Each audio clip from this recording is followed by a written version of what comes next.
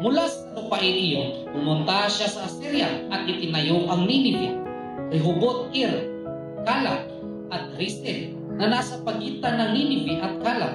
Ito ang dakilang lungsod. Yun. Lahat ng mga nabanggit ay atin na pong natalakay sa nakaraang chapter.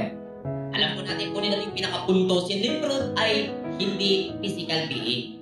Si Nimrod ay isang pag-uugali o idea na naging pag-uugali ng humanity na nandoon sa libis, nandoon sa depression, nandoon sa low point sa kanyang buhay. Sa madaling salita sa Bisaya, dito sa nitungha sa tao nga naglibog.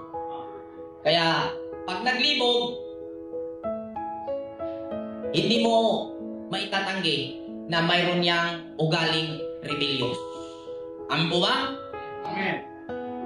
Kaya pag isang taong nalito, pag sinubukan mong ipaunawa ang kanyang kung saan siya nalito, yan pa ang may alam.